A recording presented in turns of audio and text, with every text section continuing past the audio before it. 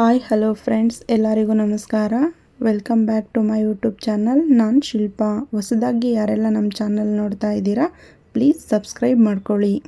ಇವತ್ತಿನ ರೆಸಿಪಿ ಬಂದು ನುಗ್ಗೆ ಸೊಪ್ಪಿನ ಬಸ್ಸಾರು. ಇದು ಮುದ್ದೆ ಜೊತೆ ಒಳ್ಳೆ ಕಾಂಬಿನೇಷನ್ನು. ಬನ್ನಿ ಯಾವ ರೀತಿ ಮಾಡೋದಂತ ನೋಡ್ಕೊಂಬರೋಣ. ಮೊದಲಿಗೆ ನಾನಿಲ್ಲಿ ತೊಗರಿ ಬೇಳೆನ ಬೇಯಲಿಕ್ಕೆ ಇಟ್ಕೊಂಡಿದ್ದೀನಿ.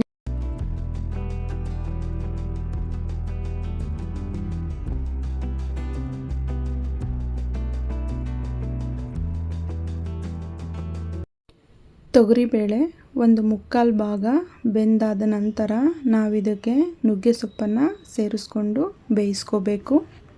ನೋಡಿ, ಮುಕ್ಕಾಲು ಭಾಗ ಬೇಳೆ ಬೆಂದಿದೆ. ನಾನೀಗ ನುಗ್ಗೆ ಸೊಪ್ಪನ್ನು ಸೇರಿಸ್ತಾ ಇದ್ದೀನಿ. ಇದಕ್ಕೆ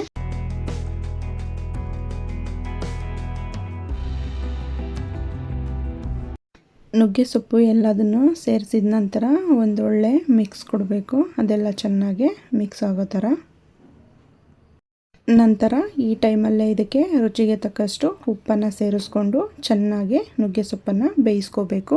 ಇಲ್ಲಿ ಬೇಯ್ತಾ ಇರಲಿ ಅಷ್ಟರೊಳಗೆ ನಾವು ಇನ್ನೊಂದು ಕಡೆ ಬಸ್ಸಾರಿಗೆ ಖಾರ ರೆಡಿ ಮಾಡ್ಕೊಳ್ಳೋಕ್ಕೆ ಫ್ರೈ ಮಾಡ್ಕೊಳ್ಳೋಣ. ಒಂದು ಬಾಣಲಿ ಇಟ್ಕೊಂಡು 1 ಟೇಬಲ್ ಸ್ಪೂನ್ ಆಯಿಲ್ ಹಾಕಿ ಅದಕ್ಕೆ ಖಾರಕ್ಕೆ ಅನುಗುಣವಾಗಿ ಹಸಿಮೆಣಸಿನ್ಕಾಯಿನ ಸೇರಿಸ್ಕೊಂಡು ಚೆನ್ನಾಗಿ ಫ್ರೈ ಮಾಡ್ಕೋಬೇಕು. ನಂತರ ಇದಕ್ಕೆ ಬೆಳ್ಳುಳ್ಳಿನ ಸೇರಿಸ್ಕೋಬೇಕು.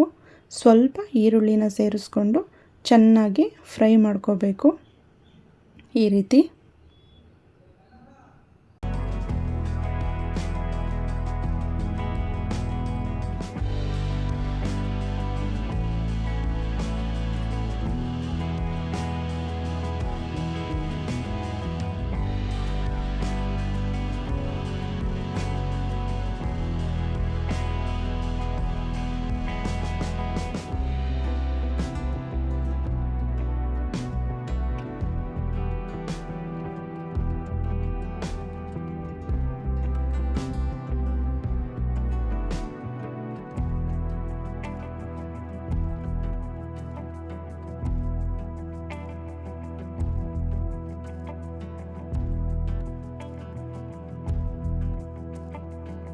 ಈ ರೀತಿ ಫ್ರೈ ಮಾಡ್ಕೊಂಡ ನಂತರ ಇದಕ್ಕೆ ಹುಣಸೆ ಹಣ್ಣು, ಜೀರಿಗೆ ಸೇರಿಸ್ಕೋಬೇಕು. ನಂತರ ಇದಕ್ಕೆ ಹಸಿ ತೆಂಗಿನಕಾಯಿ ತುರಿ ಮತ್ತು ಕೊತ್ತಂಬರಿ ಸೊಪ್ಪನ್ನು ಸೇರಿಸಿ, ಜೊತೆಗೆ ನಾವೇನು ನುಗ್ಗೆ ಸೊಪ್ಪು ಬೇಳೆನ ಬೇಯಿಸಿರ್ತೀವಲ್ಲ ಅದನ್ನು ಕೂಡ ಮಸಾಲೆಗೆ ಸ್ವಲ್ಪ ರುಬ್ಲಿಕ್ಕೆ ಸೇರಿಸ್ಕೋಬೇಕು.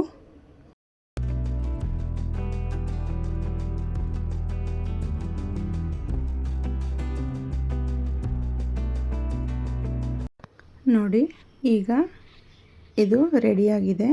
ಇದನ್ನು ರುಬ್ಬಿದರೆ ಬಸ್ಸಾರು ರೆಡಿಯಾಗುತ್ತೆ. ಅಷ್ಟರೊಳಗಡೆ ಸೊಪ್ಪು ಮತ್ತು ಬೇಳೆನ ಬಸ್ದು ಇಡಬೇಕು.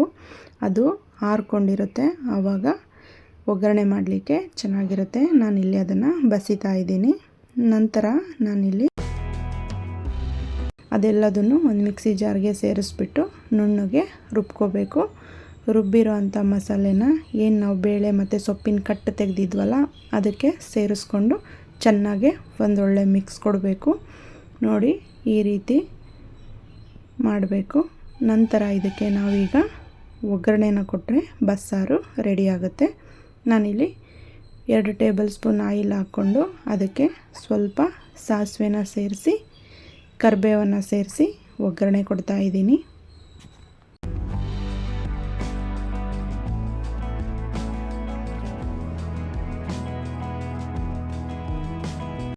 ಈ ಒಗ್ಗರಣೆನ ಈಗ ಸಾಂಬಾರಿಗೆ ಸೇರಿಸ್ಕೊಳ್ಳೋಣ. ಸಾಂಬಾರು ರೆಡಿ ಆಯಿತು. ಈ ಕಡೆ ನಾವೀಗ ಸೊಪ್ಪಿಗೆ ಒಗ್ಗರಣೆ ಮಾಡ್ಕೋಬೇಕು.